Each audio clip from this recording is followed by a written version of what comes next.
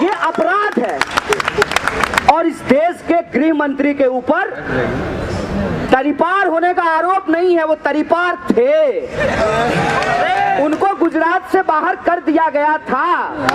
सुन लीजिए दिल्ली पुलिस के हमारे प्रिय आईपीएसों, आप जो है एक तरीपार का गुलामी करना बंद कर दीजिए। आप आईपीएस हैं, आप आईपीएस हैं। हम में से बहुत सारा स्टूडेंट आईपीएस बनना चाहता है। आप लोग ऐसा कीजिएगा तो इरादा बदल लेंगे। ये क्या है? और वो जो देश के अंदर बहस खड़ा कर रहे हैं, उस बहस पे आप सवाल खड़ा कर दीजिए तो इंटरनेशनल बोलने लगते हैं। दीपिका पादुकोण जब मोदी जी का कैंपेन कर रही थी तो देशभक्त थी, जेएनयू में आ गई तो देशद्रोही हो गई। ये कितनी अजीब बात है।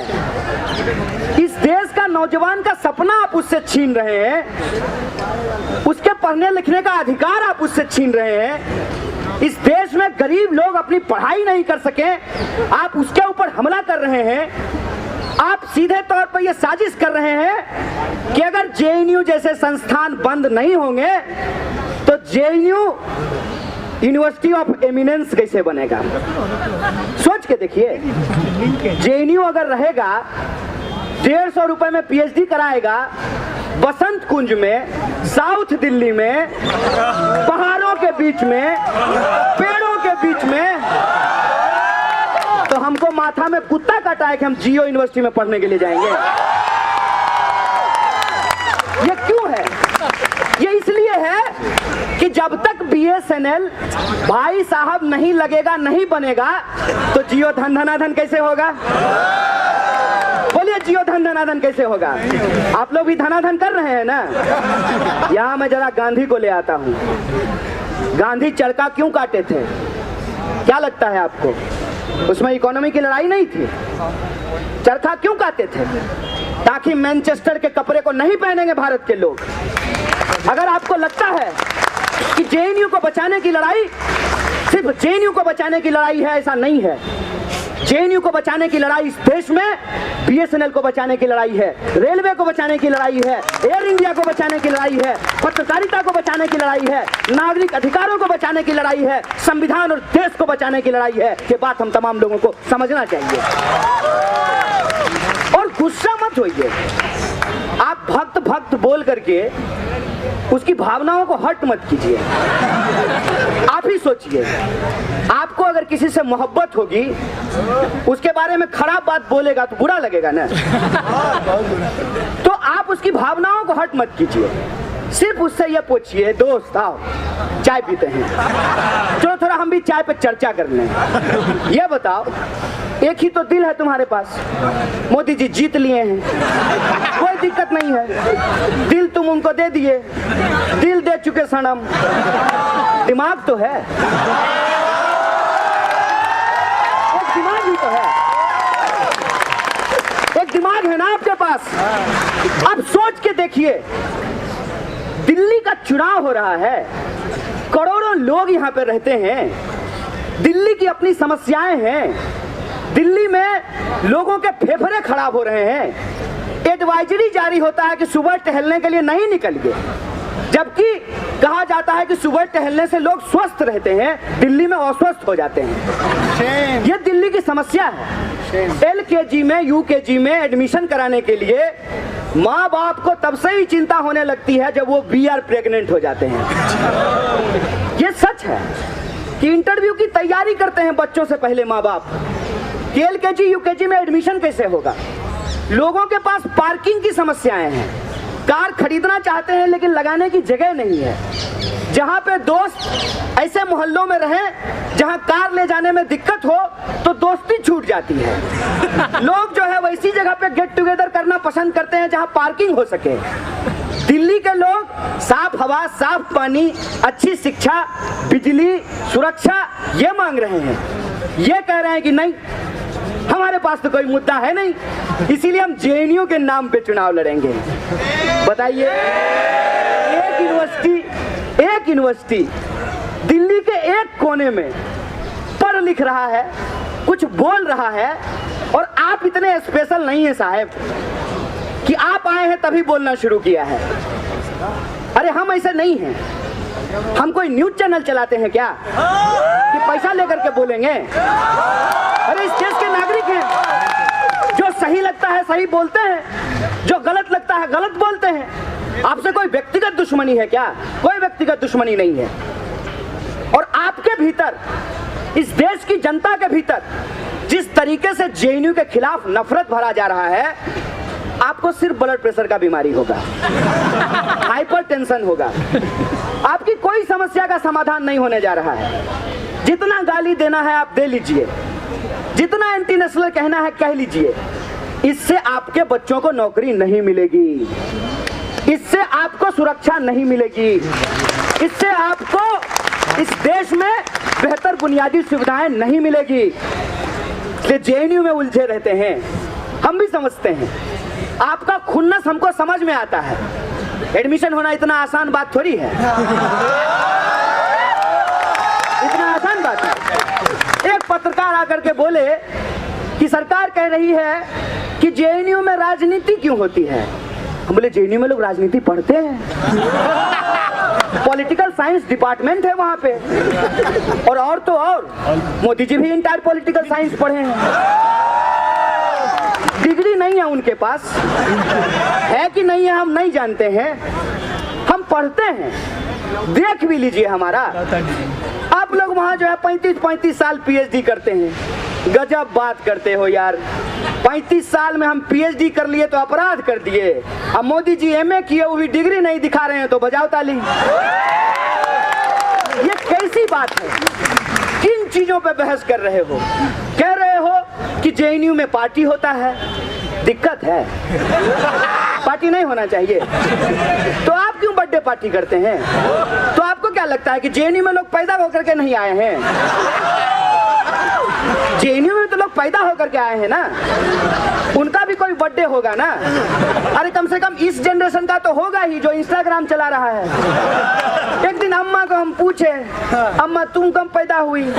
तो बोली बारिश का मौसम था, भैंस को 2 बच्चे हुए थे। हम बोले भैंस को जाके कैसे पूछेंगे, बताओ तुम कब प्रेग्नेंट हुई थी? ये जनरेशन है। बोलिए ये पार्टी नहीं करेगा? करेगा पार्टी। दिक्कत किस बात से है?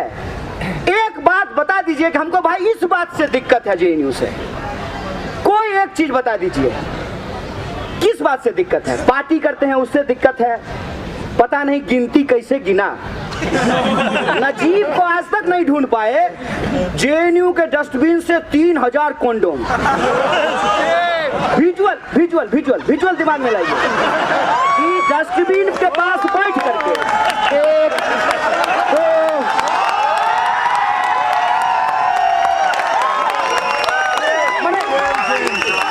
मने बकवास है ये, बकवास इसको कहते हैं, बकवास कि आप कॉन्डोम गिन रहे हैं, शराब का बोतल गिन रहे हैं। अरे भाई, हमारे सिगरेट पीने से दिल्ली की हवा नहीं खराब होती है। जो पीता है, फोटो लगा हुआ है भाई उस पे, कि अगर आप पढ़ नहीं सकते हैं तो फोटो देख लीजिए, वो अपना फेफड़ा खराब कर रहा है। अगर स्टूडेंट नहीं पढ़ेगा तो वो अपना भविष्य खराब करेगा। स्टूडेंट की बड़ी चिंता हो रही है, स्टूडेंट के नाम पे राजनीति हो रही है। उल्लू समझते हैं क्या अपने जैसा? हमारे नाम पे कोई राजनीति कर लेगा? हमको बुद्धि नहीं है, हम सोच नहीं सकते हैं, हम नहीं पढ़े हैं देश का इतिहास, हमको राजनीति नहीं पता है, हम साइंस नहीं पढ़ते हैं, हम पॉलिटिकल सिस्टम नहीं पढ़ते हैं, हम डेमोक्रेसी नहीं जानते हैं। हमको सब पता है। हमको तो ये भी पता है जो आपको नहीं पता है। हमको कोई ऐसे बेवकूफ नहीं बना लेगा। बिल्कुल सीधी सी बात है। जेएनयू कहता है इस देश में जनता की चुनी हुई सरकार है, जनता ने उसको चुना है, जनता टैक्स का पैसा देती है। सरकार जो सरकारी संसद में बैठती है, सरकारी कार पे घूमती है, सरकारी हवाई जहाज पे जो उड़ती है, जो सरकारी यात्राओं पे अपने प्राइवेट दोस्तों को बिजनेस दिलवाती है, उस सरकार की ये जिम्मेवारी है कि वो सरकारी शिक्षण संस्थानों को चलाए। उसकी जिम्मेवारी है कि वो सरकारी रेलवे को बचाए। उसकी जिम्मेवारी है कि वो एयर इंडिया को बचाए। उसकी जिम्मेवारी है कि BSNL को नहीं बेचा जाए। मंत्री बनेंगे सरकारी, कार चाहिए सरकारी, फोटो खिंचा जाएगा सरकारी कैमरे में, रहेंगे सरकारी घर में, लेकिन सरकारी यूनिवर्सिटी नहीं चाहिए। वहां जियो, यूनिवर्सिटी ऑफ एमिनेंस। ये बेईमानी है।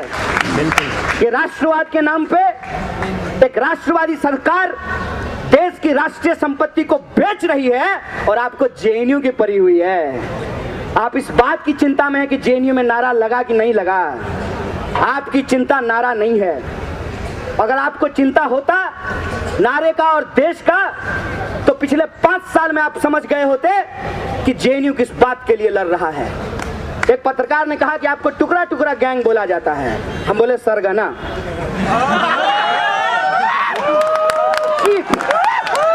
चीफ बोला जाता है। और यहाँ मंत्री जी के दफ्तर के बाहर दिन दहाड़े बिना नकाब के इतने लोगों के सामने स्वीकार करता हूं कि हूं देश का नहीं करेंगे टुकड़ा, आपका टुकड़ा करेंगे, भाजपा का टुकड़ा करेंगे। जान लीजिए, ये ऐलान है। ये इसको हमारा इकबालिया बयान समझिए आप, ये हमारा ऐलान समझिए आप कि देश को तोड़ने की आपकी साजिश, देश को नफरत के आग में जलाने की आपकी साजिश, बेईमानी के आधार पे आपकी राज करने की साजिश को नाकाम करेंगे। और आपको क्या लगता है कि आप कभी रिजर्वेशन को गाली दे करके, कभी पब्लिक फंडेड यूनिवर्सिटी को गाली दे करके, कभी मेरिट का तर्क ला करके हमारी लड़ाई को गुमराह कर देंगे? आइए, भेजिए जिसको भेजना है। जौन सा आपका सबसे सुयोग्य संतान है उसको भेजिए बहस करने के लिए। हम बहस करेंगे आपसे। हम आपको बताएंगे कि मेरिट क्या होता है। मेरिट ये होता है कि इस देश के गरीब से गरीब इंसान के बच्चे, पिछड़े से पिछड़े इलाके के बच्चे काला हांडी से आते हैं भाई साहब, जहां आज तक बिजली नहीं पहुंची है। जहां बिजली नहीं पहुंची है वहां के बच्चे अपनी मातृभाषा तो जानते ही हैं, बांग्ला, उड़िया, भोजपुरी, मैथिली, मलयालम, कन्नड़, तमिल, तेलुगु, असमिस, ये सब भाषा तो वो जानते ही हैं। आपकी फर्राटेदार अंग्रेजी भी सीख करके एंट्रेंस देते हैं, पास करके नौकरी लेते हैं। और मेरिट की बात करते हैं। क्या मेरिट है आपके लल्ला का? जैसा का क्या मेरिट है? क्या मेरिट है? सिर्फ इस बात को छोड़ दिया जाए कि उनकी शकल हूबहू अमित शाह से मिलती है। उस आदमी का क्या मेरिट है? उसको कैसे इस देश में BCCI का सेक्रेटरी बना दिया गया है? पूछेंगे कोई सवाल, कोई ठोकेगा ताल, बताएगा कि नेशन वांट्स टू नो। हम चैलेंज करते हैं, है हिम्मत, करेंगे सवाल। JNU से आपको चिढ़ इसलिए है कि JNU सिर्फ जवाब देना नहीं सिखाता है, JNU सवाल पूछना सिखाता है। और वो रवायत हमारे भीतर है। और आपको ये लगता है पुलिस से हमारी कोई लड़ाई नहीं है, क्योंकि हम लोग हमेशा ये नारा लगाए हैं, ये अंदर की बात है, पुलिस हमारे साथ है। अरे JNU जब बचेगा तो आपका बच्चा भी पढ़ेगा। कोशिश करके देख लीजिए, देखिए आपको बच्चे को पढ़ाने में क्या तकलीफ होती है। और मेरी माँ को सरकारी नौकरी नहीं है, 3000 कमाती है। बताइए, JNU था, इतना पढ़ा के सिखा दिया है ना कि जो आप पे हुक्म चलाता है ना उसको हम आंख दिखाते हैं। तो JNU की बचाने की लड़ाई आपके हक और अधिकार की लड़ाई है, आपके बच्चों के पढ़ने की लड़ाई है।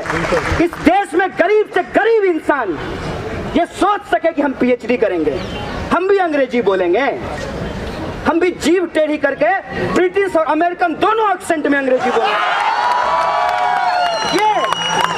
ये आत्मविश्वास देता है ये यूनिवर्सिटी। ये यूनिवर्सिटी डराती नहीं है। ये यूनिवर्सिटी ये नहीं देखता है कि आपके बटुए में पैसा कितना है। ये यूनिवर्सिटी ये नहीं देखती है कि आप जूता किस ब्रांड का पहन करके आए हैं। ये यूनिवर्सिटी ये नहीं देखती है कि मोदी जी की तरह आपने जर्मन चश्मा लगाया है कि नहीं लगाया है। ये यूनिवर्सिटी ये नहीं देखती है कि आपके पापा के पास लेटेस्ट एप्पल है कि नहीं है। ये यूनिवर्सिटी आपकी टूटी फूटी अंग्रेजी के चलते आपको बेइज्जत नहीं करती है। ये यूनिवर्सिटी आपको सिखाती है, आपके साथ बैठती है, आपके भीतर आत्मविश्वास पैदा करती है। इस यूनिवर्सिटी का गेट किसी को डराता नहीं है, क्योंकि ये यूनिवर्सिटी है, किसी मॉल में चलने वाला कोई 50% छूट की सेल वाला दुकान नहीं है। अगर आपके पास पैसा नहीं है तो आप मॉल के शीशे वाले गेट के भीतर घुसने का हिम्मत नहीं करेंगे, आपको डर लगेगा। आप कपड़े का क्वालिटी चेक करने से पहले उसका टैग देखते हैं कि दाम क्या है। देखते हैं कि नहीं देखते हैं? ये यूनिवर्सिटी नहीं डराती है। अरे क्या फर्क पड़ता है कि किसकी माँ कहाँ कमाती है और कितना कमाती है। यूनिवर्सिटी ने कहा है कि ये हमारे बच्चे हैं, अगर हमारे मानदंड को ये पूरा करते हैं, अगर ये एंट्रेंस पास करके आए हैं तो हम इनको पढ़ाएंगे। तो एक ही बात की चिंता रहती थी ना कि किसी तरह से एंट्रेंस पास कर लेना है। खैरात में नहीं मिला है, जैसा की तरह हमको खैरात में नहीं मिला है बीसीसीआई का पोस्ट। अपनी मेहनत से एंट्रेंस पास करके अपनी मातृभाषा में स्कूलिंग करने के बावजूद अंग्रेजी पढ़ करके, अंग्रेजी सीख करके, अंग्रेजी में एग्जाम दे करके जेएनयू में एडमिशन लेते हैं। आप ठीक नहीं थे। और जेएनयू सिर्फ आज की पीढ़ी के लिए नहीं लड़ता है। अगर आज की पीढ़ी के लिए लड़ रहा होता तो आज जेएनयू के सारे पुराने प्रेसिडेंट यहाँ खड़े नहीं होते। बत्तीलाल भैरवा का नाम इतने गौरव से लिया जाता है। देखिए कि वो पुराने प्रेसिडेंट आज यहाँ खड़े हैं आप लोगों के साथ। ये जेएनयू की रवायत है कि हम सिर्फ अपने लिए नहीं जीना सीखते हैं, दूसरे का भी जीने का अधिकार है, इस बात के लिए भी खड़े होते हैं। जेएनयू के स्टूडेंट जो आज जेएनयू में पढ़ रहे हैं, एक पत्रकार हमको बार बार कह रहा था कि जो दे सकते हैं उनको देने में क्या दिक्कत है। अरे जो तुमको दे सकते हैं उनसे तो तुम ले ही रहे हो। तुम ये तो बताओ कि जो नहीं दे सकते हैं उनके लिए तुम्हारे पास क्या योजना है। जेएनयू में जो आज पढ़ते हैं उनको फेलोशिप मिलता है, उनको जेआरएफ मिलता है, वो फीस दे सकते हैं। वो सिर्फ अपनी फीस के लिए नहीं लड़ रहे हैं, वो इस बात के लिए लड़ रहे हैं कि आज अगर हम नहीं लड़ेंगे तो कल को फिर से कोई आंगनबाड़ी का बेटा, कोई चूड़ी बेचने वाला का बेटा, कोई सब्जी बेचने वाली की बेटी यूनिवर्सिटी में नहीं आ पाएगी। इस बात के लिए लड़ रहे हैं। और देश होने का यही मतलब होता है, यही मतलब होता है मेरे दोस्त, देश होने का, कि देश हम सबका है।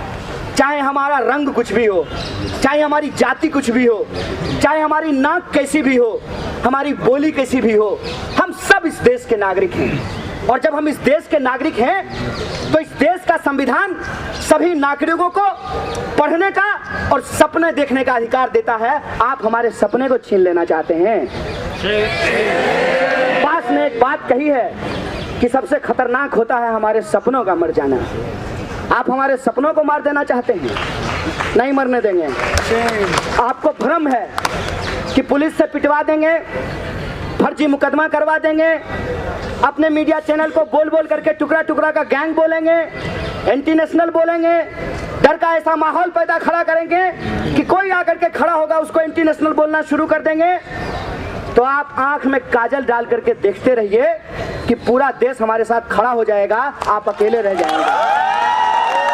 आप अकेले रह जाएंगे क्योंकि हमने ये तय किया है, हमने ये तय किया है कि एकलव्य का अंगूठा तो आपने काट लिया, आज का एकलव्य अपना सर फोड़वा लेगा, अपना सर कटवा लेगा, लेकिन अपने पढ़ने के अधिकार को नहीं छोड़ेगा, नहीं छोड़ेगा। छोड़ दिए ना सर। क्रिमिनोलॉजी समझ लीजिए, क्रिमिनोलॉजी समझिए, वो क्रोनोलॉजी नहीं है। क्रिमिनोलॉजी ये है कि पहले एक देश की यूनिवर्सिटी को, जिसने इस देश को क्या नहीं दिया है, भारी बेशरम लोग हैं, दुद्दू को मंत्री बनाए हुए हैं जेएनयू से, दुद्दू को।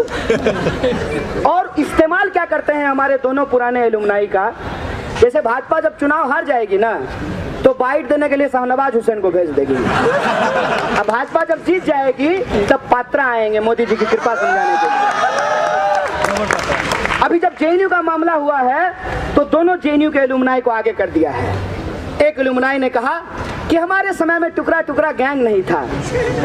सर 2014 से पहले टुकड़ा टुकड़ा सरकार भी नहीं था। और ये साजिश, ये क्रिमिनोलॉजी आप समझिए कि अगर किसी महिला का जमीन कब्जा करना हो, उसकी पति की मौत हो गई है, तो उस विधवा को बदचलन साबित करना बहुत जरूरी है। पहले उसको डायन बताया जाएगा, उसके गले में जो है जूते की माला पहना करके उसको गांव में घुमाया जाएगा, फिर गांव के दबंग जो है उसकी जमीन को कब्जा कर लेंगे।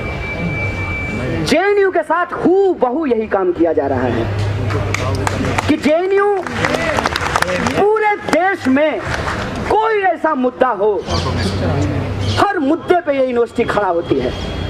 पिछले अगर आप 5 साल का अकाउंट मांगिएगा तो हम बता देंगे। मतलब हम सरकार नहीं है कि ये नहीं बता पाएंगे कि नोटबंदी के बाद काला धन कहाँ गया। हम बता देंगे कि 2014 में जब सरकार आई तो इस देश में क्या हुआ। 14 में सरकार आई, शपथ ग्रहण करने के लिए आए थे हमारे साहेब। गुजरात भवन में हमारा प्रोटेस्ट होना था, गंगा ढाबा से अरेस्ट कर लिए। समझ में आ गया कि फांसीवाद आपके घर पे है। फांसीवाद और कुछ नहीं होता है। फांसीवाद यही होता है कि आपसे आपका अधिकार छीना जाएगा और आपको लगेगा कि ये देश हित में है। फांसीवाद और कुछ नहीं होता है कि एक भेड़ को दूसरे भेड़ के खिलाफ खड़ा कर दिया जाए और भेड़िया कहे कि मैं एम्पायर हूं, तुम में से जो हारोगे उसको खाएंगे। उसका भूख कभी खत्म नहीं होगा और हम कभी बचेंगे नहीं। ये हमको समझना पड़ेगा कि 2 भेड़ अगर लड़ रहे हैं तो कोई एक भेड़ ही हारेगा ना दोस्त। भेड़िया तो बैठ के खाएगा ना ब्रेकफास्ट विद सॉस। और कुछ नहीं होता है फांसीवाद। जब जेएनयू की चर्चा दिल्ली चुनाव में भी हो रही है, दिल्ली की सड़कों पर निकलकर दिल्ली को बताने का काम किया है कि देखिए हमारा सर क्यों फोड़ा गया है, हमारी खून क्यों बह रही है, ये आपने जताने का काम किया है। खराब हो गया ये तो माइक मोदी जी के नियत की तरह है। छोड़ दीजिए, सुधीर चौधरी मत बनिए। इतने यूनिवर्सिटीज खुले, इतने कॉलेज खुले, ट्रेन में अगर पूछ दीजिए किसी विद्यार्थी से कि क्या करते हो, हर दूसरा तीसरा कहेगा कि इंजीनियर हैं। इतने इंजीनियर इस देश ने पैदा किए, इतने एमबीए घूम रहे हैं, ब्याह होना बंद हो गया है। नहीं, सही बात बोल रहे हैं कि इंजीनियरिंग का डिग्री लेने के बाद भी शादी नहीं हो रही है, अलग समस्या है। नौकरी का गारंटी नहीं है। हमारे एडहॉक के लिए जो टीचर लड़ रहे हैं उनसे कभी पूछिए, प्लान करते हैं घर लेने का, लेकिन ये तो गारंटी हो कि अगला 6 महीना इंटरव्यू नहीं देना पड़ेगा। हर वक्त ये डर लगा रहता है कि रिटेन होंगे कि नहीं होंगे। बताइए क्या गुनाह किए हैं, पीएचडी किए, पढ़े लिखे, किताब लिखे, और जो है हर 6 महीने में उस टीचर इंचार्ज को देखते रहते हैं कि तुम ही माए बाप हो साहब, जो करवाना है करवा लो। ये उदारवाद ने पैदा किया है कि लोगों के बुनियादी अधिकार उनसे एक एक करके छीन लिए गए। क्या कह करके कि सरकारी संस्थान परफॉर्मेंस नहीं करते हैं और बेशरम की तरह इसरो के साथ जाकर के फोटो भी खिंचवाते हैं। वाह मोदी जी वाह, कमाल आदमी है। Love you love you. हम आप ये कह रहे हैं कि सरकारी संस्थान परफॉर्मेंस नहीं करते हैं। इसरो भी तो सरकारी है। जेटली जी एम्स में जाकर के इलाज करवाए, वो भी तो सरकारी है। जिस जेएनयू को आप इतना बदनाम करते हैं, हर साल बेस्ट यूनिवर्सिटी का पुरस्कार ले लेता है। यही गुनाह है ना, यही गुनाह है कि आप सोचते हैं इसलिए आपके सर पे रॉड मारा गया है, आपके सर पे रॉड मारा गया है। पास को उनके सर में गोली मारी गई थी, किस लिए? क्योंकि वो सोचते हैं। और भगत सिंह ने कहा है, इंसान को मार दोगे, विचार को कैसे मारोगे? कैसे मारोगे विचार को? और ये जो आपकी विचारधारा है, इस विचारधारा से उनको डर लगता है, इसीलिए ये एशियन पेंट का दुकान खोल करके बैठ गए हैं। जिसको देखिए उसको जो है ये पेंटिंग करते रहते हैं, ब्रश उठाते हैं, ये लाल रंग है, लाल रंग से रंगे हुए सभी पदार्थ को आज से एंटी नेशनल कहा जाएगा। यस, कोई रंग की लड़ाई हो रही है? किसी रंग के लिए लड़ रहे हैं? भविष्य के लिए लड़ रहे हैं दोस्त, कोई रंग की लड़ाई लड़ रहे हैं? हमारे जेएनयू के टीचर को गृह मंत्री बनना है कि अमित शाह के खिलाफ बोल रहे हैं? प्रधानमंत्री इनको बनना है? अरे ये आरोप अगर मेरे ऊपर लगाएंगे तो ठीक है, हम चुनाव लड़ेंगे। तो हम तो लड़ ही रहे हैं आपसे, हम तो लड़ ही रहे हैं, लड़ रहे हैं, हर जगह लड़ेंगे। हर बार चुनौती देते हैं कि जो करना है करो, तैयार हैं झेलने के लिए। जेल भी कोई बुरी जगह नहीं होती है। जब समाज भी जेल जैसा हो जाए तो जेल भी बुरा नहीं होता। जहाँ आपके खाने पीने पे पाबंदी हो, प्यार करने पे पाबंदी हो, बताइए, इश्क हो गया, जात के चलते ब्याह नहीं कर पाए। सर जी, आप लोग भी सोचिएगा, आप भी जवान रहे होंगे कभी, इश्क हुआ, जात के चलते ब्याह नहीं कर पाए, बताइए इससे ज्यादा तकलीफ और कुछ होगा है? और कह रहा है कि नाम देख करके टाइटल देख करके कैब बुक कीजिए। बताइए समाज को कैसा बनाना चाहते हैं? समाज को आप ऐसा बनाना चाहते हैं कि एक ही समाज में रहने वाले लोग एक दूसरे से नफरत करना शुरू कर दें। ये नफरत के खिलाफ हैं हम, ये नफरत नहीं चाहिए हमको। हमारी सीधी सी मांग है, वो मांग ये है कि हमको पढ़ने का अधिकार मिलना चाहिए। और जेएनयू की लड़ाई इस बात की लड़ाई है कि इस देश में हर इंसान को पढ़ने का अधिकार है। जिस तरह से आपने एकलव्य का अंगूठा मांग करके ये सोचा था कि वो धनुष नहीं चला पाएगा, उसी तरीके से आप जेएनयू जैसे संस्थान का फीस बढ़ा करके एक ऐसा फीस लाना चाहते हैं कि इस देश का गरीब इंसान पीएचडी नहीं कर पाएगा।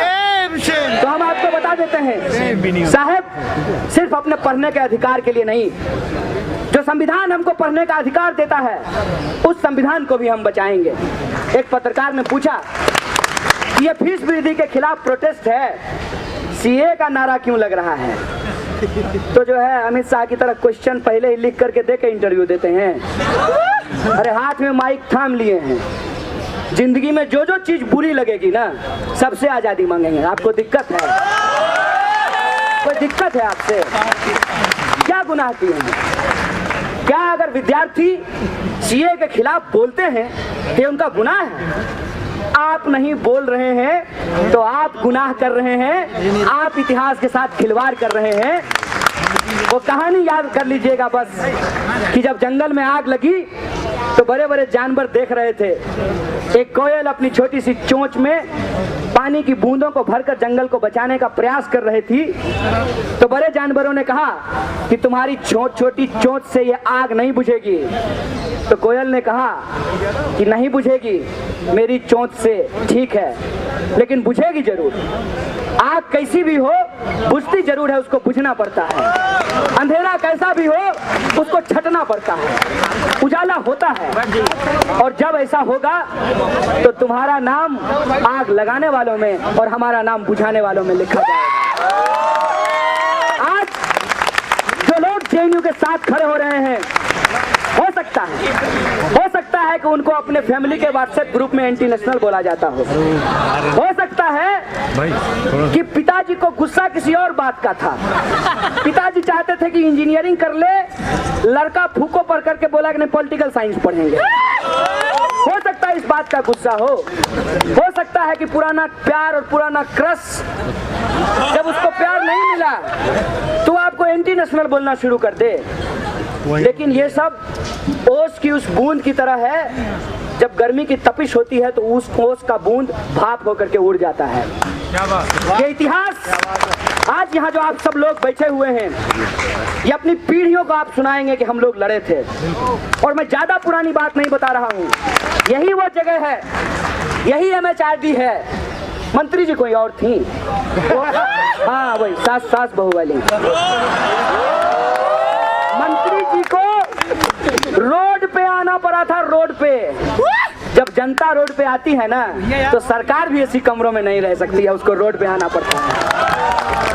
रोड पे आई थी विद्यार्थियों से बातचीत करने के लिए, और ये समझौता हुआ कि आप विद्यार्थियों का वजीफा, उसकी छात्रवृत्ति, उसका स्कॉलरशिप बंद नहीं करेंगे, और बंद नहीं हुआ था। बोलिए जीते थे कि नहीं जीते थे? तो ये मत सोचिए कि आगे क्या होगा। एक पत्रकार ने पूछा कि आगे क्या होगा, हम बोले बहुत कुछ होगा। सर्दी के बाद गर्मी आएगी, होली आएगा, फिर गर्मी के बाद बरसात आएगी, बहुत कुछ होगा। अभी छपाक आया है, उसके बाद कुछ और फिल्म आएगी, बहुत कुछ होगा, उसमें कोई दिक्कत नहीं है। लेकिन एक बात आपको बता देते हैं जो नहीं होगा, वो ये है कि इस देश को हिंदू मुसलमान के नाम पे बंटने नहीं दिया जाएगा।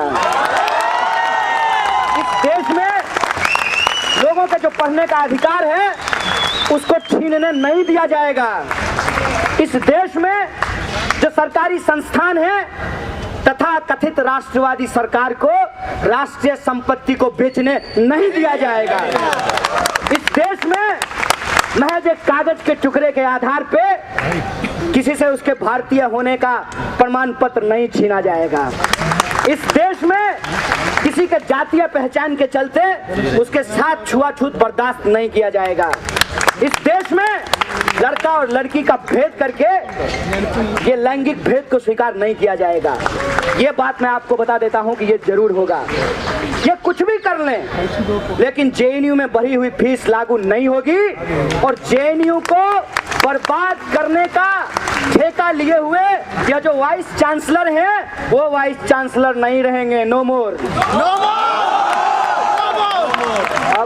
अब नो मोर देखते हैं, वाइस चांसलर को वापस अमित शाह के पास भेजते हैं। ये नहीं चलेगा।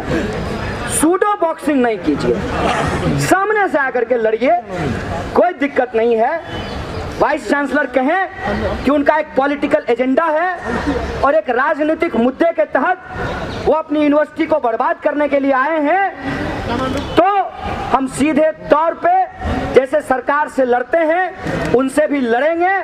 अभी तो ये कंफ्यूजन भी होता है जब वाइस चांसलर कहते हैं कि नहीं नहीं हम लोग ये मांग नहीं मानेंगे, और MHRD की कमेटी कहती है नहीं विद्यार्थियों की मांग वाजिब है। तो मैं सोचने लगता हूँ, आप भी जरा सोचिएगा कि आपको अगर तांगे पे चढ़ने का मौका मिले और तांगा जो चला रहा हो, जिसके हाथ में चाबुक हो, उसको घोड़ा कहेगा कि नहीं हम नहीं चलेंगे, तो चाबुक मारेगा, घोड़ा दौड़ना शुरू हो जाएगा। ऐसा कैसे हो सकता है कि वाइस चांसलर की बात सरकार मान लेगी और सरकार की बात वाइस चांसलर नहीं मानेंगे? ऐसा हो सकता है क्या? नहीं। किसको पढ़ा रहे हो दोस्त?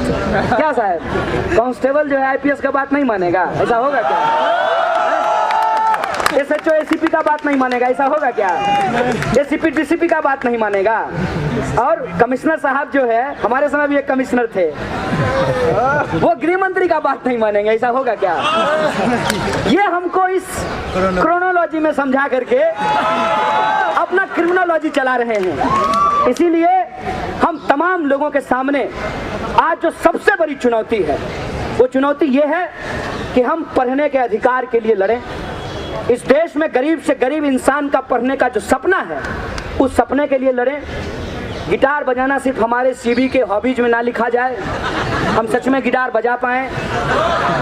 जब जो है कोई डेट पे आया है या आई है, तो दीवार पे इतना मत खुदो, नॉर्मल चीज है। नहीं, कैसे छीना जाएगा यार, तुम छीनने दे दोगे? कि वो जो मोदी जी के समर्थक हैं, जो मोदी जी उनके डेट भी नहीं है, उसके लिए उनके को कुछ भी करने के लिए तैयार है, और आप अपने देश के लिए उनसे भी नहीं लड़ पाएंगे। अरे नहीं लड़ पाएंगे तो समझा ही दीजिए उनको कि ये जो सपना है आज हमारे नौजवानों का, कि वो एक बेहतर जिंदगी जीना चाहते हैं, अपने सपने के हिसाब से, अपने शौक के हिसाब से एक शांतिपूर्वक आराम का जीवन जीना चाहते हैं, तो उस सपने को ना छीना जाए।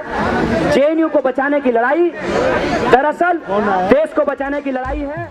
बहुजन समाज से जुड़ी हर खबर को देखने के लिए बहुजन टीवी को लाइक कीजिए, सब्सक्राइब कीजिए।